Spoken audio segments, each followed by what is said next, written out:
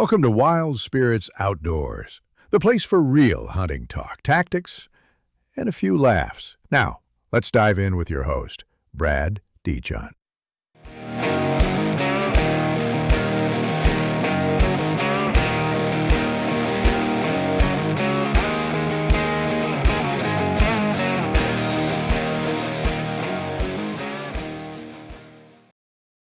Hey guys and gals, welcome back to Wild Spirits Outdoors. If you're listening on the day of the drop, today is Tuesday, October 21st. Prime time is right around the corner. The chaos is about to start, and I am fired up. I haven't been able to hunt due to the arm injury. I started shooting my longbow. I'm getting pretty dialed in with it. In fact, this past Sunday, I had the opportunity to go on my first archery hunt of the season. Didn't quite turn out the way I wanted it to. Again, I've had the opportunity because I've been injured. It's been kind of like a sitting on the sidelines and watching the game, and it sucks. But at the same time, it's been kind of beneficial too, because usually once I start hitting, towards the end of that second week of October, I start getting a little bit antsy. I want to start getting into some of my pre-rut spots, let's say, on my own private property. And I don't know how to say this without like kind of sounding, like private's better than public, but at the same time, benefit of having private property is you can meticulously manage your property. You can manipulate deer movement through how you manage the property. And because I haven't been able to hunt, I've kind of been just sitting back, observing things and making some slight tweaks to where I'm setting cameras up and things like that. And as a lot of you already know, because I've talked about it on previous episodes, I had some significant timber stand improvement done on my property by Bierman Logging, and that has created almost a new property. I mean, my property hunts so much different, or I anticipate it hunting so much different now that TSI has been completed. Shout out Kevin Bierman if you're listening. You did a fantastic job. And if anybody in the Michigan area is looking for somebody to come in and do some TSI on their property, I would definitely give Kevin Bierman a call. Just look him up on Facebook, Bierman Logging. Kevin understands what you're trying to do when it comes to deer hunting. He's not looking to come in there and just mow your property down and get everything he can out of it. He's really looking to the future, 2, 3, 4, 5 years down the road. Hopefully you're a satisfied customer, and maybe 8 to 12 years down the road, he's coming back and kind of doing it again and just continuing to make things better and better. A little segue here before we even get going on the show and talking about some other things, but I was kind of raised with the mindset, and again, like I've talked about before, I only had 10 acres at my parents' house to hunt as a kid. And that's not a lot of property. And the mindset was always like, you don't cut trees down. It was bad juju. You just don't do it. And obviously, as I've gotten older and I've gotten more in tune with hunting and habitat improvement just in general, and learning how to manipulate properties for the benefit of not just deer, but turkeys, grouse, all that stuff. Proper timber stand improvement is essential to maintaining a good property. And Kevin understands that, Bierman Logging. And when he came in, he took great care to do a good job. He put the accesses in where I wanted them. He came in and just selectively took what trees that I felt needed to come out. I had a lot of way over mature poplar trees on my property. We're talking in excess of 16 inches. And many people call those things widowmakers. I tried cutting some of them down, and it was just freaking me out because, the tops of those things, they just snap and drop. So he's got the right equipment to do it. He took so many of those out for me, which we've already, this was done last year or last winter, and already I've got new growth poplar that's already 6-7 foot tall. It's amazing. And the amount of turkey I'm seeing, the amount of grouse I'm seeing, the amount of deer that are actually staying on my property now versus what they were doing has just been amazing. Not to mention, 2 years ago, we had a significant windstorm come through and it blew down a lot of trees on my property. And it really disrupted deer access because I had these gigantic trees that were just falling in every which direction, kind of creating a maze and then almost creating walls in certain area of my property. So I was happy to get all that done. I'm not even sure where I was going with that. I wanted to give him a plug. I don't get anything for giving him a plug. Just want people to know that if you're in the Michigan area and you're thinking about doing something with your property or some timber stand improvement, I would highly recommend giving him a call. He's not going to rush things. He's going to talk to you about what your goals are. And he's going to do a fantastic job for you, and he's going to do it right. And if there's things you don't want done, he's not going to pressure you into doing them. So again, if you're thinking about it, I would definitely recommend giving Bierman Logging a shout.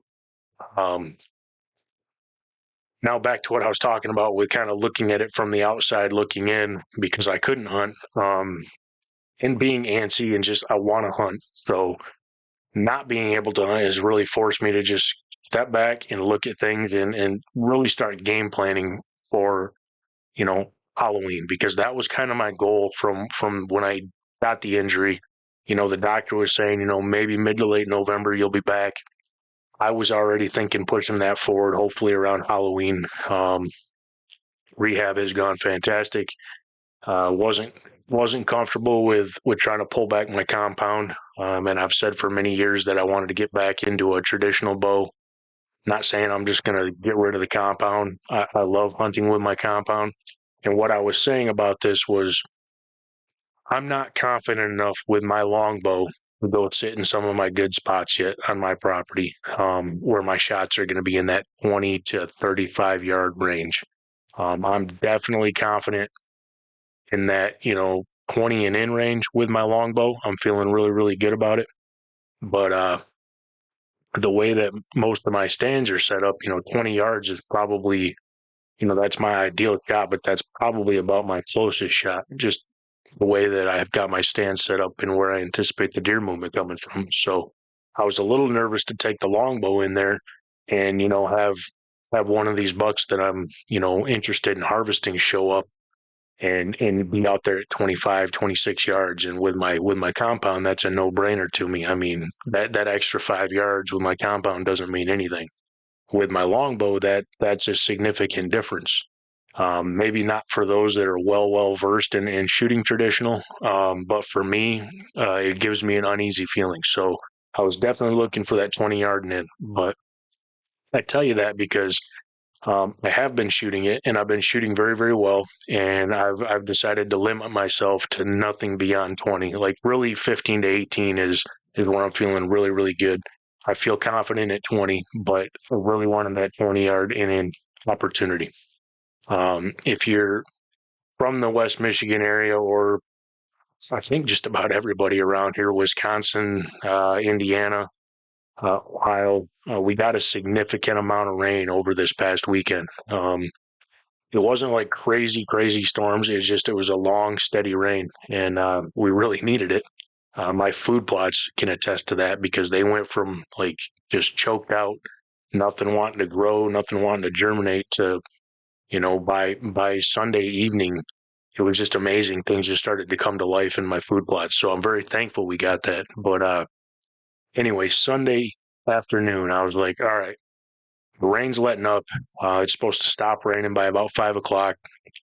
And I wanted to go hit some public land. And I kind of had a spot in mind. In fact, this buck right here, no, I lied, sorry. This buck right here above my left shoulder, I was going to go into where I harvested him last year, almost a year ago exactly. I mean, it was the early in the second week of October, I believe, is when I harvested him during the lull, which again I don't subscribe to, but yes. So right about that same time frame, I'm like, you know what? I'm going to go in and I'm going to go right back to that same area. I was going to move about 10 yards further west from where I set up where I harvested him, because I think that was a 24-yard shot. And I know the trail he came up out of the bottoms to get up on that ridge line from. And I was like, man, if I can move a little bit closer, if he comes from any of these directions, I'm going to have a 20-yard inch shot here. So that was my goal. So got everything ready. I think loaded the truck up. I'm heading over there. I'm feeling pretty good because it's still raining quite heavily. And I'm like, man, it's, it's mid-October. It's raining. I don't think a lot of people are going to be out. Well, as I pulled into my spot, there's a young man. He's already got his gear on. He's packing up the last of his stuff, and he's getting ready to head into the woods. And I didn't want to screw him up. So I just stopped. I said hi to him. I said, hey, where are you planning on heading? He said, hey, I've never been back here hunting before. I started scouting it, Onyx, and I think I'm going to head. And he's basically pointing right in the direction that I'm going to go. And I said, well, I'm going to head. I was planning on heading that way too. And I'm going to go from where we're parked here. I'm going to go about a mile back in there. And he's like, oh, you'll be fine. I'm not going to go that far. And I'm like, all right, cool. Good luck, blah, blah, blah. I went up, I pulled in and I parked. And I'm like, I'm looking, I know what the wind is doing. And I'm like, man, if he's planning on pulling up really onto the next ridge system from where I'm going to be blowing my scent like right at this kid. And I'm not, I don't know how to word it. I'm not a selfish hunter like I used to be. I always wanted the primo spot. I didn't really care if it was going to screw somebody else up, especially on public. I'm like, oh, it's public land. I'm going to go where I want to go. And that sounds kind of assholeish, but I mean, that's just the way I was. But I guess I've evolved a little bit. And this kid, I don't know how old he was. I'm going to say early 20s. Seemed pretty excited. He hadn't been in there. And I know that excitement. So I started putting my stuff on and I'm thinking about this. And he starts walking up because he's actually going to walk past where I'm parking to head into where he's hunting. So I flagged him down. I'm like, hey, man, I'm like, I know this area fairly well. Where do you plan on going? And said, I don't want to screw you up. And he's like, oh, you're not going to screw me up. Don't worry about it. It's public land. And I'm like, well, I said, I've been back in here and I think I think it's a good spot. And I've had success back here. And I'd love for somebody else to have an opportunity to take success too. And I said, do you have Onyx? And he says, yeah. So we both pulled Onyx up and I said, this is where I was going to go to. And sure enough, just like I thought, he zoomed in. He was going to go basically the next ridge system east of where I was at. And I'm like, well, I'm not going to go back there then. I'm like, I want you to go have a good hunt. I think it's going to be a great night. And I don't want to screw you up. So I'm going to go someplace else. And I said, I tell you what, if I was you, based on what I know about this, I would go further west to the next point from where you were going to go. And I showed him right on my phone. I said, look, man. And I showed him a picture of this buck. I said, I shot this buck last year, my first sit-in, and I was in this area here. And he's like, man, don't tempt me with a good time. He's like, I really appreciate it. So I told him good luck. We shook hands, and he headed in. So I pulled out of there, and I've got another spot that I'd been looking at on my maps. As a crow flies, I think it was a mile and a half south of there, but it took me about 8 minutes to get there because I had to drive around some stuff to get to it. Anyway, I get there, and it's still raining, but I pull into the public parking area, and there's nobody else there. No fresh tracks, probably at least since before the rain started. I mean, there was really no sign of the rain will obviously walk tracks away, but you can usually still see, where people had walked, and there wasn't any sign of that. I'm like, man, maybe this will be all right. And it's tough to tell on this because on the maps, it looks like unless you access from here, the maps do show a private road that goes back into there. But I thought for sure last year I drove by that private road and there's a gate across it. Like it's only a DNR or county or whatever has keys to that to access it. And looking at it on a map, I'm like, man, that's a 3/4 of a mile walk to get back in to where I want to hunt from that side. And the wind's blowing from that direction my way. So I'm thinking, if anybody's going to be out here hunting and, they understand wind at all, they're not going to walk in this direction to get to that spot, because they're going to be blowing their wind right into the direction that, the deer would likely be coming from. So I kind of hedged my bets. Nobody else was parked in the area I was at. I was like, if anybody's going to come, they're going to access from where I'm at, and they're going to work their way in. And nobody was there. So silly me, right? I get ready. I get all my stuff. I'm excited. I got my long bow. I got my quiver. I'm like, all right, here we go. I start making my way in there, and I'm probably not even 100 yards from the truck, and already my spidey senses are starting to be like, man, this ain't going to be good. Like, the access is just way too well groomed. I mean, way too easy for people to get into this area that I was heading to. But again, it had been raining all weekend, no sign that anybody'd been in there. So I'm like, you know what do I got to lose, right? I'm just going to slowly work my way into this spot and, see what happens. So I'm working my way in there, and I start getting really, really close to where I'm like, okay, this is the area that I want to be at. And I'm looking at my map, and I'm like, I think the deer are likely going to be bedded in here, and they're going to follow this creek. They're going to stay up on this. They're going to come up out of the bottom, but it had been raining so hard, there was a lot of water down in the bottoms finally. So my gut was telling me they were actually bedding likely up a little bit higher. And I'm thinking that's where they're going to be. They're going to work their way this way. And boom, right there, almost exactly where I put my pin that I wanted to get to, I find this massive scrape. I mean, like the size of this table, a good scrape, something that, it wasn't just one deer came through one time and, knocked some leaves back. Like, it was sunk into the ground. You could tell it had been used quite a bit. And I'm like, man, it had some leaves and stuff in it, so it hadn't been worked super recently. But again, it'd been raining and windy, and I'm like, if this rain lets up like it's supposed to, and there's a chance either today or tomorrow, a good chance a buck's going to come through and work the scrape. So I find the scrape, and I'm like, all right, and I'm looking around, and I'm trying to find a tree that I can set up in that's like 12 yards away from this. And I'm looking at the wind, and the wind was consistent, which was nice. It was overpowering the thermals, and it was a consistent wind. So, it's supposed to stay that way. I mean, it was like 15, 18 miles an hour when I got there. It's supposed to calm down to like 8 to 10, but it was consistent. It wasn't like whirly or anything like that. So I'm looking around, and then just like that, boom, I see a tree stand, and I'm like, well, shoot. And I mean, it was fresh. Somebody had tied like orange ribbon up there. They wanted to make sure people knew it was there. And I'm like, well, I don't want to screw this guy up. The stand was like 30 yards from kind of where I wanted to set up, but obviously he's looking at the same thing I'm looking at, and that's why he's set up there. So I'm in my mind, I'm like,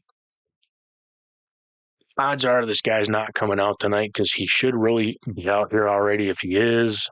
But maybe he hunted it yesterday, and I'm starting to second guess myself. Like, did he kind of screw this spot up, or is it going to screw this spot up? And I'm like, I just didn't feel good about it. So I decided I was going to work my way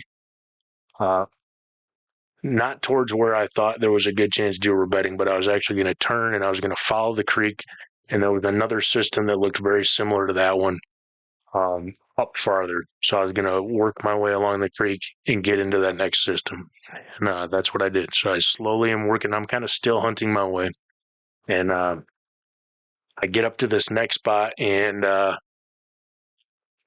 looking at the ground, and I'm kind of looking in front of me. And I'm actually starting to think, like, really anywhere in here should be pretty good. And I've got multiple trails that are they're not coming together, but I mean, there's like a trail coming up out of the bottom. There's one running right along the edge, and then there's another one over here, and they're all kind of making a turkey foot, and they're starting to come to a point. So I'm starting to look like trees that I can get in, and I can shoot all three of these inside of 20 yards.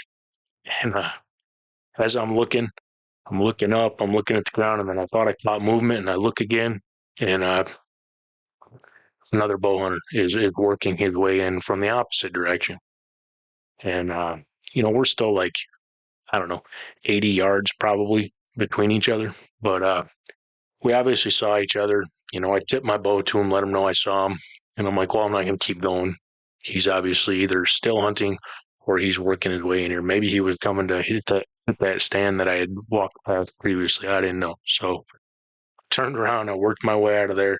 I got back to where I originally was, where the tree stand was, and I'm looking at my map again, and I'm like, well, I don't know. It doesn't look great through here, but I'm already back here. Maybe I'll just keep working my way, wind in my face, work my way west along the creek, and just see if something pops up. Maybe something will. And now, mind you, this entire system that I've been walking is full of acorns. I mean, it's like walking on marbles, and I'm looking for the fresh feeding sign on these acorns, and everything I'd really seen, with the exception around that giant scrape, there wasn't a lot of sign of feeding on the acorns. But again, there's such an abundance of them that they could really be feeding anywhere. And I'm like, well, I'll just keep working. There's plenty of oaks in here. Eventually, I'm going to find what looks to be fresh sign of feeding on acorns, and I work my way, and start I start feeling pretty good. I'm like, well, this ain't great, but it's not bad. It's better than nothing. I'm out here. I'm probably just gonna set up here. And again, I'm looking for a spot to set up, and I found a couple of rubs, and I found another a smaller scrape. Um, wasn't like it was just a one and done type of thing, but it wasn't a big scrape. That had been, it looked like something that was basically done one time. Like a buck came through and he made a decent scrape, but it wasn't something where the ground was dug out from years of being, worked. And as soon as I see that, I'm like, well, maybe this will be a spot. And boom, another tree stand. And I'm like, well, son of a bitch. So I now I'm getting a little bit defeated. Now it's like 4:45 now, and the rain's starting to let up. The sun's coming out. The wind has slowed down, but it's still quite steady. And I'm like, man, I almost sat up there, but I hate sitting up. I hate setting up where there's like, it's not like it's an old tree stand that's been there. I mean, well, this one was actually a climber. It wasn't even a tree stand, but the climber was, like 5 feet up. He just set it in the tree, and he was obviously coming back, but it was definitely fresh. It's not like somebody left it there since last year. And I just hate doing that because, you know, I'd hate it if somebody did it to me. It would just be frustrating to be set up prime time, and then all of a sudden, if somebody comes walking in. Now, mind you, nobody's in it, but I didn't feel good about it. And I always think that if I find a fresh stand like that, obviously somebody's hunting it. I don't want to screw their hunting up. And like my cynical side says, this spot's screwed up because somebody's here. It's just right or wrong. It's not correct necessarily, but that's where my mind goes to. So I looked at my map one more time, and I'm like, well, there's one more spot if I keep following the creek down. Now I'm feeling pretty bad because some of the bedding is now getting downwind of me. But, again, there's plenty of places for deer to bed. So I figured, I'll try one more time. I'm going to work my way another couple 100 yards down and see if this last spot is going to work out for me. And I'm working my way, and I stopped again to look at my map one time, and I'm zooming in, and I just had that feeling something was close to me. So I slowly picked my head up, and I turned and looked over my shoulder, and here comes two more hunters. And I'm like, screw this. Now they were coming towards me. We acknowledged each other. I didn't just want to, storm off. So I waited for him to come up, chatted with him for a little bit.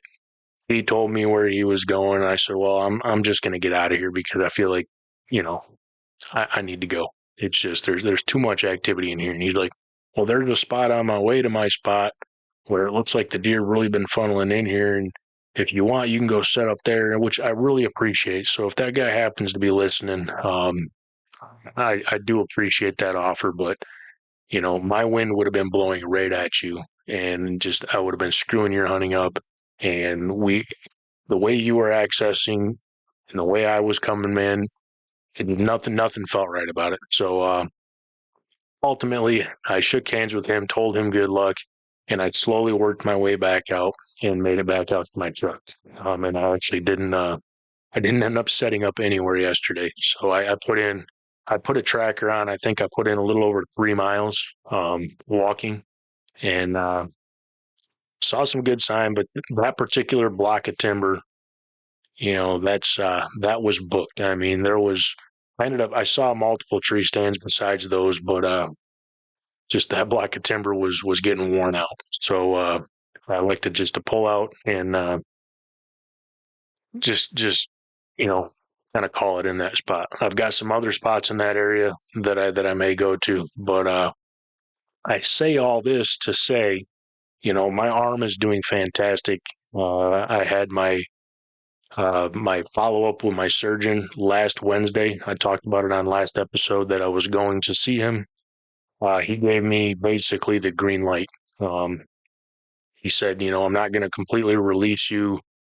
Uh, no restrictions because quite honestly, we don't even do that. You're moving along much faster than most people would, and we're still gonna hold you to 50-pound weight restriction on your right arm for another on November 23rd. I think I go back right before Thanksgiving. But the conversation was basically like, don't go and try to curl 50 pounds with it, but you know if it's not hurting you, you're fine. So with all that being said, I still intend to hunt with the longbow, but we're getting damn close to the rut, and I'm gonna I'm gonna start pulling my compound bow back tomorrow evening. I'm gonna try a few shots, see how everything feels. Um, I'm a huge proponent of you practice really, really, really hard, and you make sure you're really, really confident. And I'm not saying this to sound big headed or not, but I would never just grab my bow and go hunting without shooting it. That's not what I'm going to say. But as far as like my confidence in my ability to shoot, I've been shooting a compound bow for so many years that it's almost like riding a bicycle. I mean, you get on it and you just go. I will definitely shoot, and I will shoot like I did prior to my injury. I will shoot from basically 10 yards out to 80 yards, and I don't anticipate having any issues with it. But I'll be honest with myself, and if I'm struggling, I'll just continue to shoot until I'm dialed back in. But I have a high confidence in my ability to shoot that bow that really I could probably go out tomorrow, and assuming nothing hurts when I do it, I should be feeling just as confident as I was last year going into this time of the year. So I'm excited to hopefully get out and hit some of this early chase activity that we're starting to see. And I think this coming weekend could be really, really good. So that leads us into this episode. And I probably just went on for like 20 minutes talking about this, but we did a 20 questions at the beginning of October, and we're going to do a 20 questions this episode, and it's going to be geared towards really that week leading into the total chaos. Things are still a little bit on a pattern, but the Bucks are there's a lot more activity starting to pick up. Uh, we're fading out of that lull period. Bucks are definitely up and mobile. They're moving quite a bit. So really starting this coming weekend, up until really Halloween, let's say, it can get quite exciting because the Bucks just seem to be moving a lot. They're kind of moving in the same general areas. They're actively hitting scrapes consistently, and you do start to get some bucks that maybe you haven't seen in a while, or maybe some bucks that you've never seen, will just kind of start to show up, and maybe hang around for a few days, and then they'll be gone again, and then maybe you'll see them again, come that first week in November. But it's an exciting time to be in the woods. So we're going to do a 20 questions, same format as last time. I have the questions on my phone. I have not looked at them, and we're just going to go through them, and I'm going to do my best to give my take on how I would approach each of those questions. So let's get into it. Get my phone open. I am gonna, just like I did last time, I'm gonna take a look at the forecast for my area. Now this is my area, but let's see. So Friday, Saturday, Sunday of this coming week. We've got rain today, rain tomorrow, rain Thursday, rain Wednesday, rain Thursday, and then we've got the rain goes from 50% chance Thursday, it drops to 7% Friday, 10% Saturday, 15% Sunday. We have a cold front coming in really tomorrow, dropping the high temperatures into the upper 40s for Wednesday, Thursday, and then a high of 52 Friday, 57 Saturday, 59 Sunday. So we're hitting a little bit of an upswing from the cold front, but we're not talking a substantial change in temperature. So, and with all that rain, I think Friday, Saturday, Sunday is going to be phenomenal. The low Friday is 35, the low Saturday is 42, the low Sunday is 45. So I think Friday evening is going to be a phenomenal time to be in the woods. And I think Saturday the 25th would probably be the first all-day sit that I would put in for the pre-rut, the early portion of the seeking phase, I guess let's call it, / chasing phase. So with that in mind, let's jump into the questions. I'm going to take a quick drink, clear my throat. Let me clear my throat.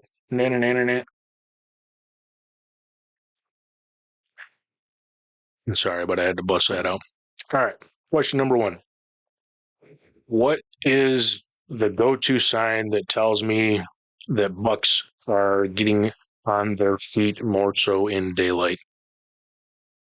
Well, for me, it's going to be obviously scrape activity and visual sightings. When it comes to this time of year, daylight activity certainly picks up.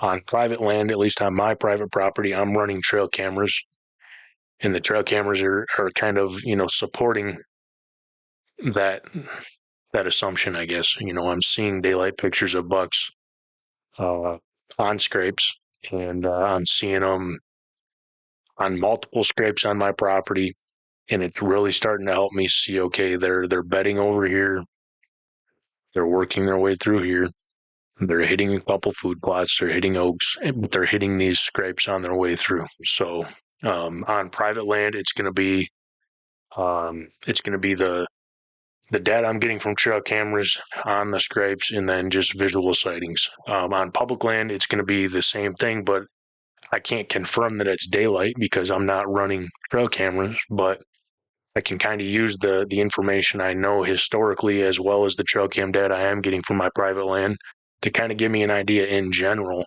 of what the deer are doing. So on public land, it's going to be the scrapes. I'm going to be looking for scrapes like that one I found Sunday, large scrapes that are used year after year. And those are going to be kind of where I'm looking to get set up is in areas like that. I'm still looking at food, but food's not nearly as important to me, basically from the 24th of October right up through the second week of November. The only time food becomes really a target for me is if I've got congregations of does in those areas. I'm either going to be hunting travel corridors to the food, or I'm going to continue to hunt the scrapes. So next question is, do I hunt closer to bedding or transition areas now?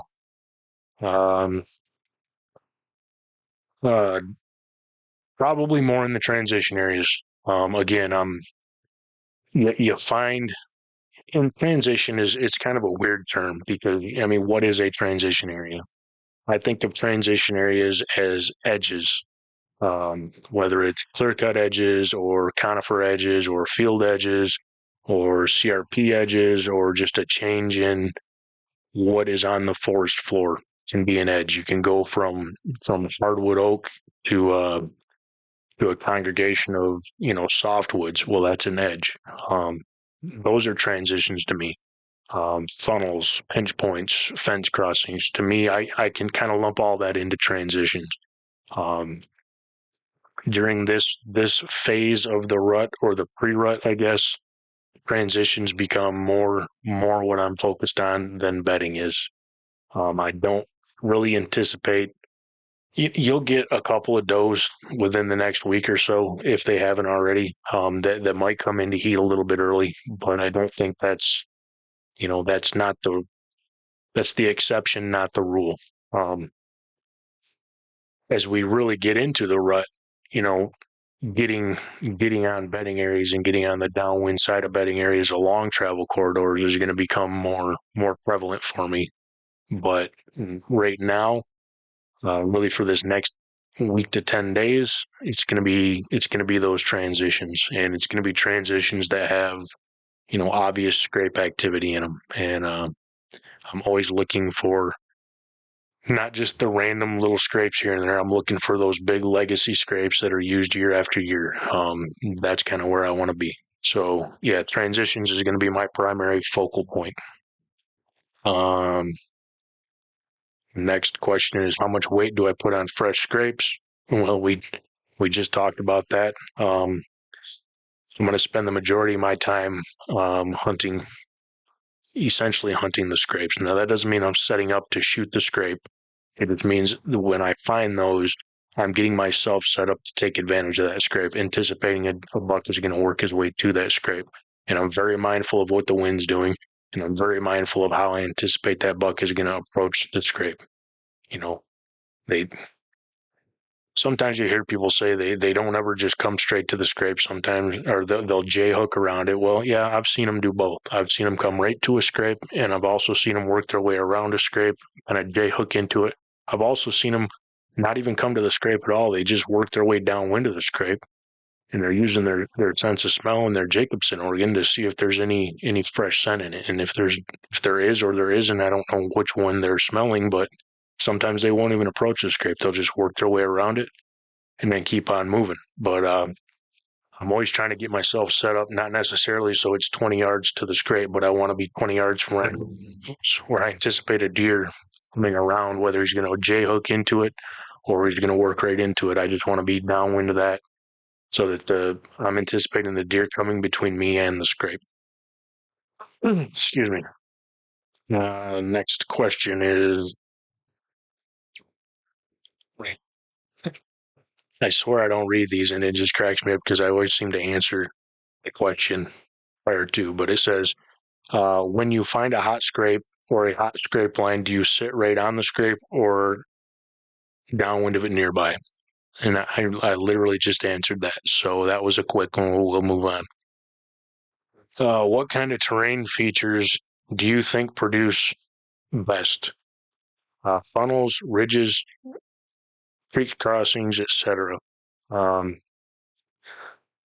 to me, like they all have their purpose, and it really all depends on where I'm hunting. I love funnels because anytime you can constrict deer movement, whether it's from a potential 200 yards down to 80 yards, or if it's from 80 yards down to 20 yards, if you can constrict that movement into a funnel, whether it's because of a rock cropping or because of a body of water or whatever it is, or terrain features that funnel things together and kind of pinch things down. Funnels are always my preference because it can take a large expanse of potential travel and pinch it down into a more manageable area. So my personal favorite is always going to be funnels, but creek crossings can kind of do the same thing because you'll find often that deer they're gonna cross the creek at the easiest spot that they can. So if there's high banks into the creek on both sides, and then you get a little saddle that drops down on both sides, deer will work down to that and cross there more often than they will dive 8 foot off of a bank and go back up a bank. So creek crossings can essentially do the same thing, as can ridges. And I really love ridges. if they coincide with bedding. If I can find a nice ridge that's running parallel to bedding area, you'd say you've got a longer stretch of potential bedding, and you've got a ridge that runs essentially along it. That I really really like as we're approaching Halloween, because the closer we do get to that actual seeking phase where bucks are actively scent checking for does, that's just a massive travel corridor that they're going to work down. They don't got to go bombing around in the bedding. They can just move along and keep moving. And if they catch scent of a hot doe, they can cut into the bedding and go. The chase is on from there. So that's when I really really like ridge systems. But I'm preferably this time of year, I'm still looking for funnels, and oftentimes where those funnels pinch everything down, you will find a large scrape. So yeah, I'm a big proponent of funnels. Really from the 24th through Halloween, maybe through the 2nd of November. All right, take another drink here.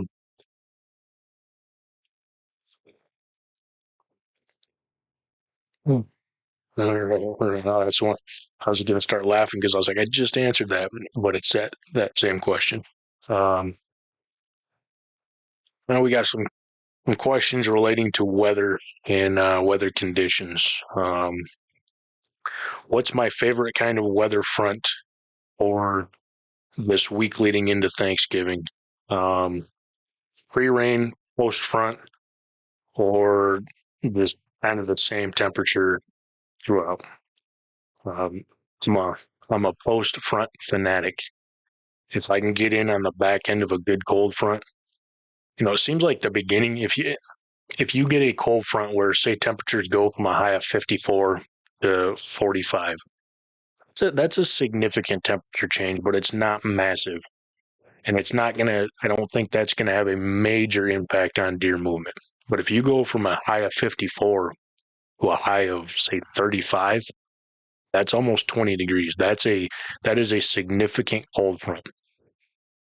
And whether it's right, wrong, or, I just make this up in my head, to me, it feels like when you hit a significant cold front like that, it almost shocks the deer system. Like when you hit the beginning of that front, now leading into the front, things can be crazy because, you know, deer almost seem like they have a sense that that front is coming. So maybe 24 to 48 hours before that front hits, you'll notice activity, or it seems like activity is picking up. And then that front hits, and it's almost like it shocks their system. They almost just shut right down for a little bit. And then it's like they got to acclimate to it or whatever it is. I don't know. But to me, it just seems like when a significant front like that comes in, activity is pretty good. It can get really hectic, actually. Then the front comes in and that temperature drops overnight. And then that next day, it kind of seems like the deer activity is, not, it's not great, but it's almost like they acclimate to it. And then you get on the back end of that front and, really 24 to 36 hours after that front and that temperature shift happens. That's oftentimes when I find the most activity and when the activity really starts to ramp up. So I love post fronts. Let's see here. How do you adjust when temperatures spike back up? I guess it all depends on what we mean by spike, but this time of year, temperatures are going to start getting more consistent. You'll have your cold fronts, and then you'll move back up to your average highs. We'll still get some temperature where things get above average here and there, but things definitely start to level out because we are creeping closer and closer to winter. Um, so for example, if this weekend it was a high of 54, and then next Wednesday, what would that be, the 29th or 30th? The forecast was calling for 75. I'm hunting hard before that temperature bumps back up. Now, if it hits 75 and it stays there for a prolonged period, I don't think it'll have a massive change to deer. Deer are going to acclimate to that temperature. The activity's maybe not going to be as prevalent, during the higher temps of the days, but at nighttime, I still think that activity is going to go in.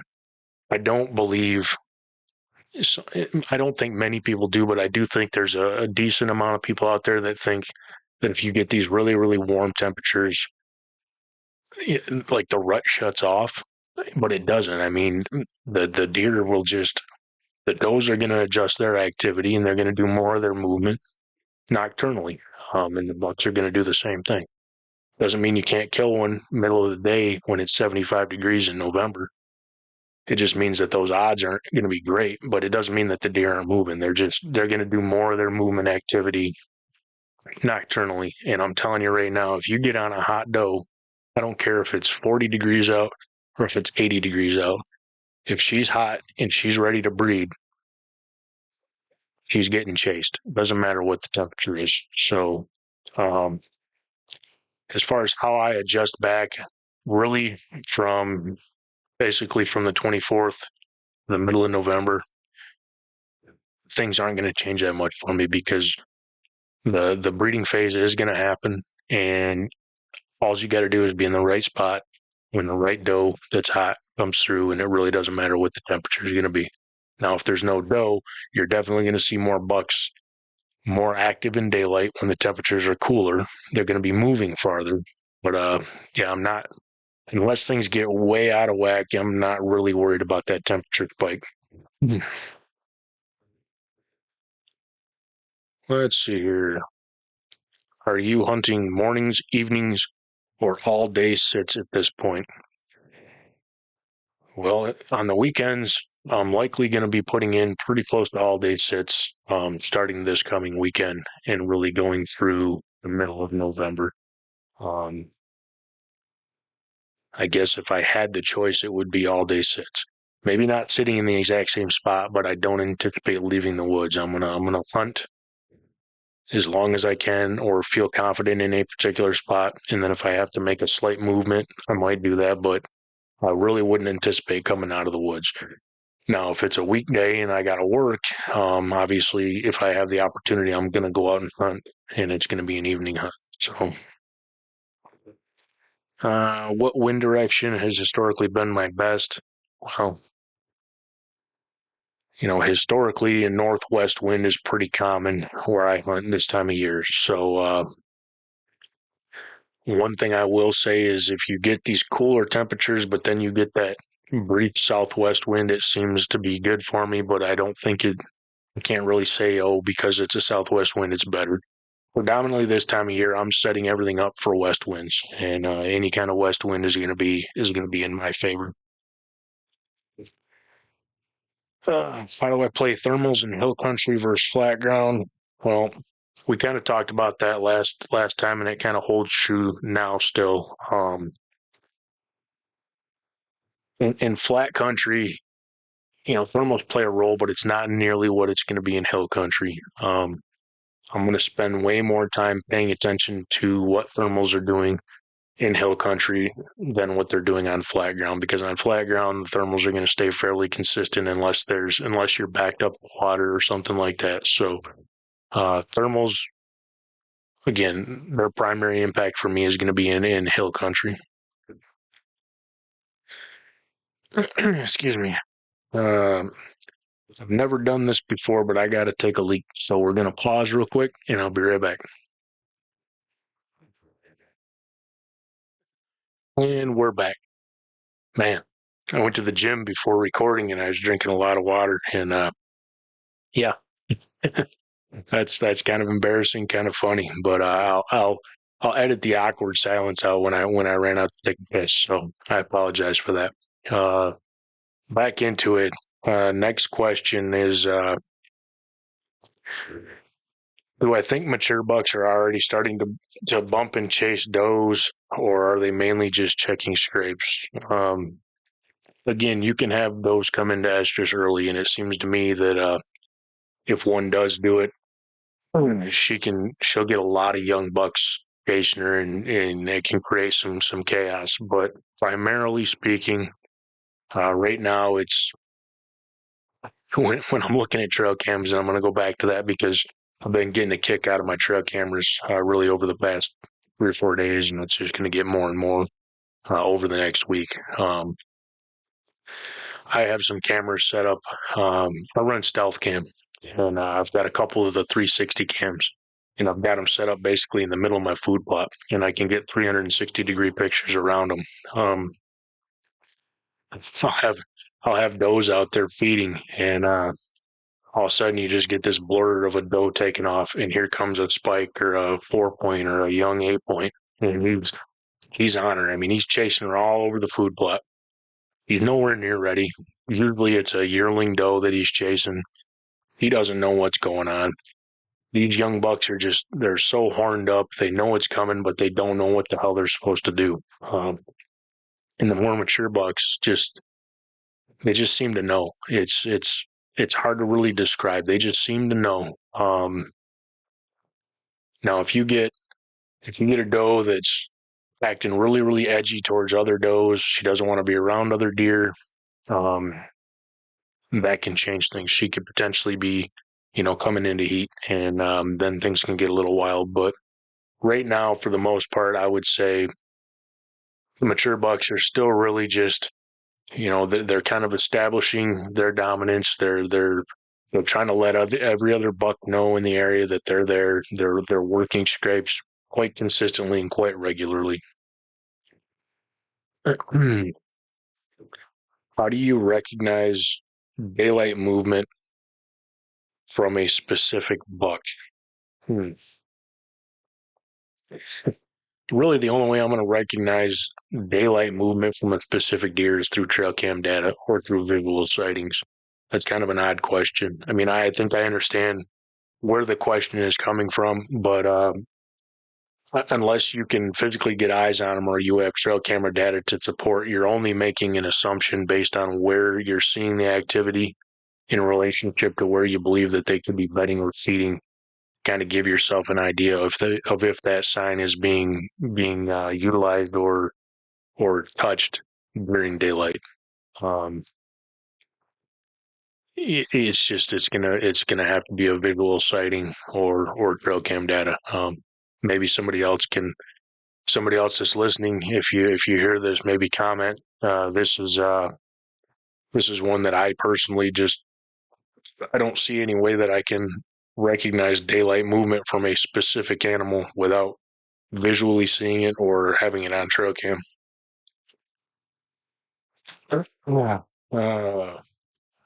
As you get into late October, does the difference in pressured and unpressured deer change?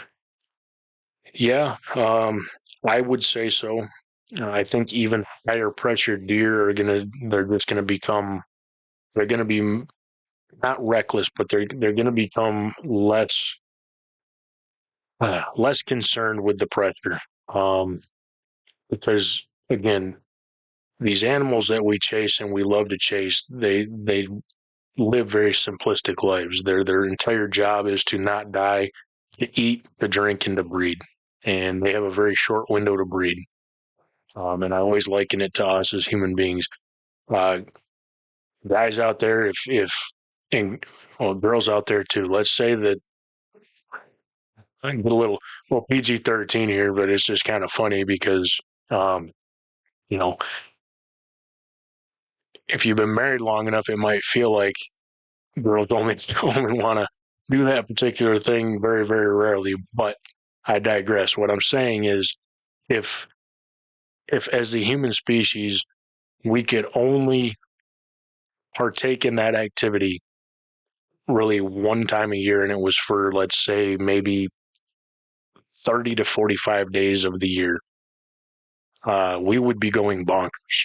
And if the roles were reversed and the deer were out there, trying to kill us, if we only got to do that 30 to 45 days a year, we would get a little reckless and kind of throw caution to the wind. And it's kind of a dumb and silly way to look at it, but at the same time, these bucks, the whole reason that they're putting antlers on, the whole reason that they're putting weight on, the whole reason that their testosterone is surging is for this time.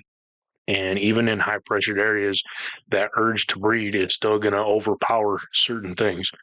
So again, the more mature deer, are still going to be fairly on high pressure. They're still going to be fairly cautious because they just know it's not time yet. But eventually, it's going to be time, and they will get extremely stupid. I've witnessed it multiple times, and I'm sure many of you listening have as well. I've had bucks bust me, but there was a hot doe, and she didn't catch me. He didn't blow and run off. He knows I'm there, and he knows that there's danger, but she's not leaving, and he's not leaving. I always go back to, let me take a quick drink real quick. I can't remember when it was. And this isn't one of my experiences, but it's just one that has always kind of stuck with me. And it was, I think it was Jake from the hunting public. I believe it was one of his hunts. I can't remember. It might have been like 5 years ago, maybe. Maybe not, maybe longer. I really can't remember, but he came up on a buck that had a doe pinned down, and the buck saw him. The doe didn't. And that buck would not leave that doe. And even though that buck knew that he was there and was moving closer to him, that buck would not leave. And Jake ended up taking that deer. I think it was Jake. And it doesn't matter who it was, but either way, that buck knew danger was there, but that buck would not leave that doe. And he was able to get close enough to get a shot and harvest that deer. And that's the fact of it. And I've witnessed that myself, not through sneaking up on one, but I've had bucks come in with those that were hot, or I've been in areas where a buck had got a doe away from other deer and was kind of holding her in that area, and he busted me, but he wouldn't acknowledge it. He wouldn't blow at me. He wouldn't run away because she didn't know and she wasn't going anywhere. So, as they get closer to that actual breeding phase, yes, there's I'm trying to reread the question because I kind of got off a little bit, but the difference in their movements, their difference in their willingness to go into danger is going to change significantly. Unpressured deer, kind of the same thing. They're still going to do deer things, but there's a certain point in time where the bucks they're going to get dumped because they don't care. They just want to breed. Next question. What time of day have my best encounters happened? Let's see here. Let me think about this. Trying to think about the deer here on the wall and then the deer I have in the house.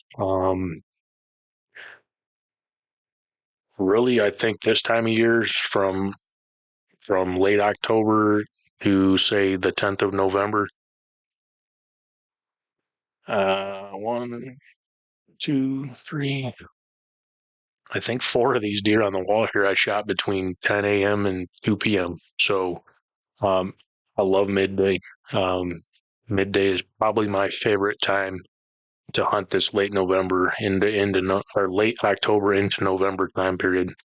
Again, I'm going to do all day sits really from here through the middle of November when I have the opportunity to, but I don't get lazy during that late morning midday period because that's when I've had a significant amount of my success. So yeah, I would definitely say 10 a.m. to 3 p.m. is probably my favorite time as we're approaching Halloween and going into November. The next question, am I targeting specific bucks or am I looking at high odd areas? On my private land, I've got specific bucks that I'm targeting. I don't have a ton of property, so I don't show off a lot of pictures of these deer. It's not a secret, necessarily where my property is, and I don't show a lot of the pictures of the deer that I'm targeting, and I'm not saying that like I've got a 150-inch deer running around, where my property is, because I don't. But I've got some bucks that I'm definitely targeting. But the beauty of this time of year, like I've said already, is a rando can just, I call them randos. A random can just go up. It's happened to me on this property before. And it's happened in other places where just all of a sudden a deer you didn't have any idea was around because he wasn't around, or at least I had no information telling me he was around, shows up. So on my private land, I'm definitely targeting specific deer, but it doesn't mean something random can't show up that gets me just as fired up. On public land, I have no expectations as to what I'm targeting. Now I have a class of deer that I'm targeting, but I'm not looking at a specific deer. Because I don't run trail cameras on public land. So yeah, I am targeting on my property, and I'm targeting age class on public, but I'm not, if a buck comes in that gets me fired up, I'm not going to be like, oh, you're not on my list, so you get to walk. That's not how I roll. Patience or aggression, which which which hunting style do I use? Sorry, that was written weird. I would say I fall more towards the patience side. Um, I like to run and gun. I like to get moving. I like to try to get in on the action. But I'm going to be perfectly honest with you. Anytime I've tried to get super aggressive, and if you saw the post I put on social media here a few days back, it was kind of talking about those. There's kind of two tribes or two different mindsets when it comes to this. There's guys that will just they're not sitting still, and I think about like Zach, and I keep going back to the hunting public for some reason, but he's a mover. I mean, he just wants to get in there and to keep moving until he's on the action. And some of the other guys in that group, they'll get into an area that they think is good, and they're gonna be patient with it. I kind of fall more on the patient side. I don't want to just keep moving and keep moving and keep moving until I get to the deer, because oftentimes you're busting them, and or you just feel like you're chasing them constantly, but you're never actually in it. And it's still when it comes to the patient side, whether it's my property or public land, when it comes to the rut, my method or my thought process is, if I get into a spot that I believe is a good funnel, a good high odds activity area where deer are going to be moving through, and I give that 3 to 7 days, if I have that time to allow, I believe within 3 to 7 days, I'm going to have an opportunity at an animal that I want to harvest. So I'm more willing to be patient in that than sit there for a day and be like, oh, it didn't happen, so I'm going to move. And then sit there, oh, it didn't happen, so I'm going to move. If I believe in a spot, and, again, I'm not an expert, but I've been doing this for 30 years. So when I get into areas that I feel that I have confidence in, my confidence tells me, especially this time of year, if I put the time in this spot, I can make it happen. Now, if I get into a spot and I don't have high confidence in that spot, it's much harder for me to be patient, because I got to believe in the spot that I'm in order for me to be patient. But I definitely fall more into the patient side of things. But again, there's something to be said about, and there's many guys that are successful with just being uber aggressive and continuing to move until they get in on the action. So I guess it's really whichever one gets you more fired up. I personally would just prefer to get into a high confidence area and just ride it out until it happens. And that doesn't mean necessarily I'm going to kill a deer, but I do believe in 3 to 7 days in that area, if I have a high confidence, I will have an opportunity. Then it's on me and it's on my setup. Did I get myself set up within shooting range of it? But I do believe I'll have that opportunity. Let me take a quick drink.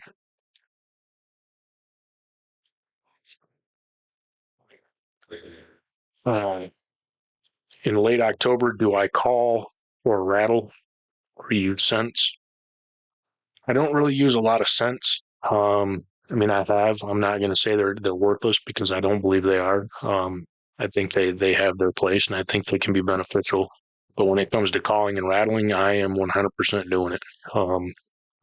There's people on the other end of the spectrum that won't do it, but I am definitely rattling, definitely grunting. I like to do blind. So yeah, I am a grunter and I'm a rattler, and I do try to mentally paint a picture. And again, this is our humanity and our thought cycle trying to make it what we think it needs to be. But I do try to paint a picture of something actually happening. I don't just go from dead silence that's smashing antlers together. I try to let out a few grunts. Um, get a little more aggressive with them, maybe a snort wheeze, and listen and look and see if anything's coming. And if anything's not coming, then I might put the antlers together. But I'm not one of the guys that sits here and rattles like this: clack, clack, clack, clack, clack, clack, clack, clack, clack. I slam my antlers together, push them into each other, and I kind of rub them, because if you've ever really seen two bucks go at it, it's not like they just hit and tickle each other. I mean, they hit really one time like rams, and then they just try to push each other, twist their heads, and they let out some gnarly noises. So yeah, I definitely am a rattler and a grunter, but I try to paint that picture, I guess. Mhm. Uh, how often do I check trail cameras in late October? Everything I run on my property is cell cams, so I have them set to give me alerts twice a day. I get alerts at 7 a.m. and I get alerts at 7 p.m. So I check them twice a day. Pretty simple one there. Next question. Do I treat this week as pre-rut or early rut? I don't really think of an early rut. I think there's pre-rut and there's rut. Really anything from September until the rut to me is pre-rut. It kind of moves in different phases. Right now we're getting much more into, I don't want to call it a territorial phase, because bucks are territorial, but they're not territorial like, say, a pack of wolves are. It's more of a dominance phase. We're really getting into the phase right now where any bucks that really have that that eagerness or that mentality that they want to be known as the head honcho in the area are going to be laying down significantly more sign than other deer. And that doesn't mean it's going to be the most mature deer. It could be a 2.5-year-old buck who just, he wants everybody to know he's there and he's hot stuff. Sometimes the more mature bucks won't even hardly lay sign down. I mean, the biggest buck right here, this guy here that I shot in Illinois, I shot him right smack dab during it was the chase phase. His neck wasn't swelled up. His carpal glands weren't soaking wet. He wasn't rutting. It doesn't mean that he wasn't breeding. He was not that type of mentality.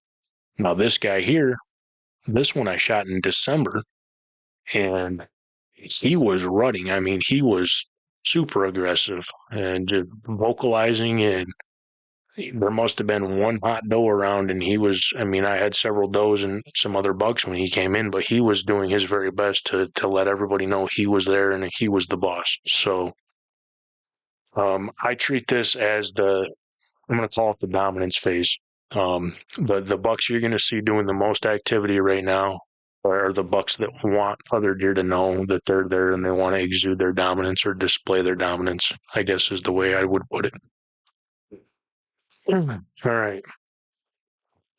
If I could hunt one day the last week of October, what day would it be and why? It's, I don't know. It's hard for me to pick one day. I guess that day would be determined based on weather. If I could make that caveat, like I'm going to look at the weather from the 24th to the 31st, and I'm going to pick the day that I feel the weather is going to be best for me. But if I just have to pick a day and it's going to be just randomly going and pick a blind day, it's probably going to be Halloween on the last day of October. That's is that my last question? Yeah, that's it. That's 20 questions about this late October, last week of October. Um, I am fired up. Like, I am super excited. All I can think about right now is just going out with my bow. I'm truly blessed and thankful and appreciative that the surgeon did such a fantastic job, fixing my arm. I'm super thankful that everything went well, and I couldn't be happier that I'm going to get an opportunity to go out with my bow this year. I don't know if you guys can hear that, but the old train's rolling by here. Yeah, it's always cool. We got a train track that runs, I don't know, like a quarter mile from the house, and 2 times a day train comes through. But anyway, super blessed, super thankful. I cannot wait to get out there. I do still plan to hunt with the longbow, but it's tough. It's much more challenging, obviously, than a compound bow is. I'm not going to act like it's not. But I do want to get out there and hunt with my longbow, but also I'm excited to draw my compound back, and just that my confidence level with my compound bow in my hand is head and shoulders above what it is with my longbow. Again, I feel confident at very close range with my longbow, which is how it should be. I mean, I don't think anybody's going to go out and say, yeah, take a 45-pound longbow and go shoot 40 yards at deer consistently. That's not what I'm saying, but uh, I guess this is the best way to put it for me. My confidence level shooting my compound at 20 yards is like if I were to take my longbow and stand 2 feet away from the target and shoot. That's where my confidence level is compared to one another. Now at 20 yards, I'm very confident with my longbow. But again, it's a different animal. And I'm excited to continue to do it, and I'm excited to shoot that longbow. And if I don't get an opportunity to harvest a deer with it this year, it's not like I'm just going to put it away. My goal is, and has been for quite some time, to eventually get back into shooting some traditional archery. I don't think I'm ever going to get rid of my compound. I love to shoot compound. I love to shoot long distances, not necessarily at animals. I love to shoot compound bow. But I do want to harvest one with my longbow, so I will continue to practice. And if it doesn't happen this year, it'll definitely go out with me again next year. So with all that being said, a couple quick announcements regarding the show. We're gaining more and more people every week. I think last week we were at 725 subscribers.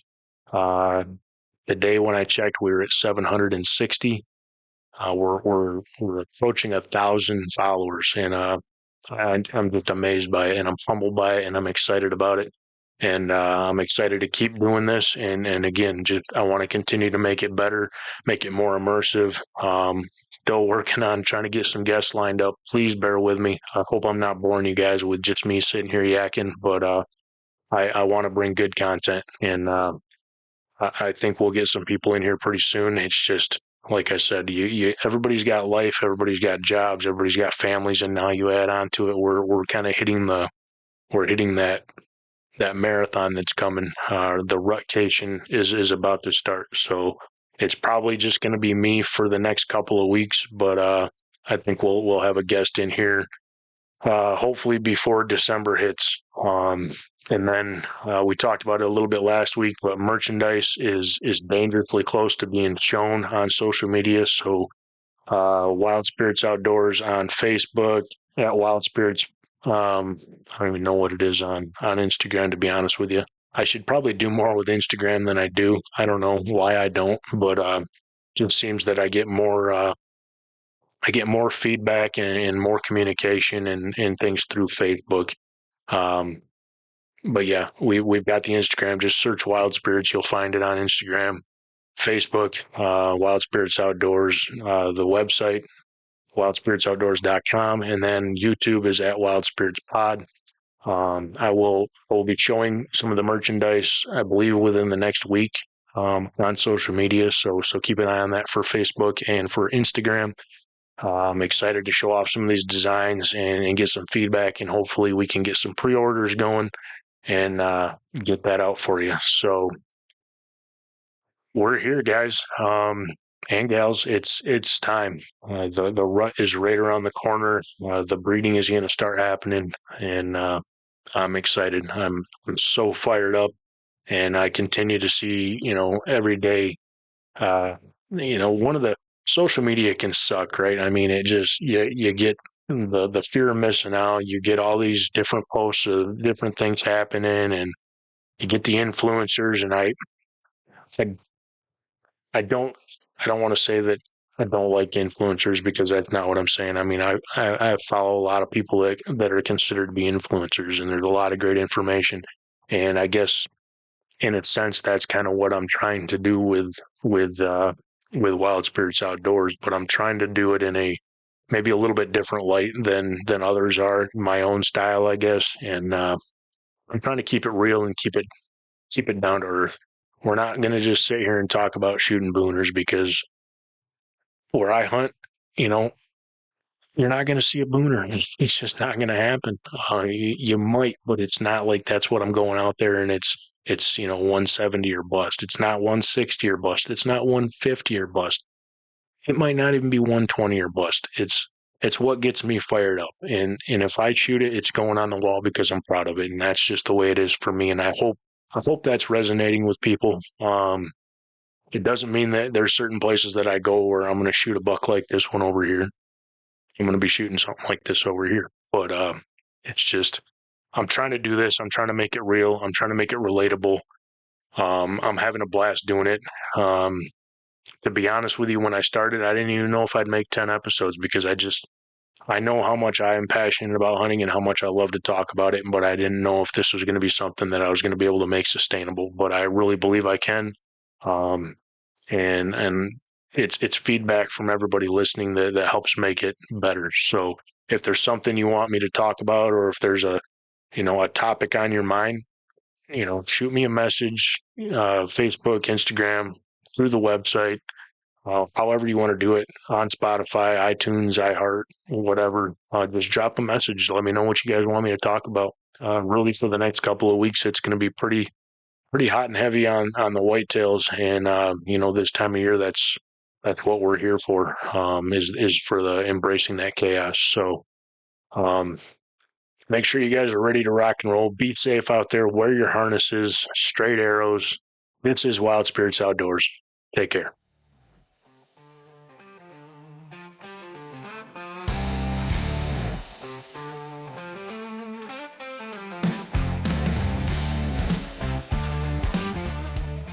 Thanks for tuning in to Wild Spirits Outdoors.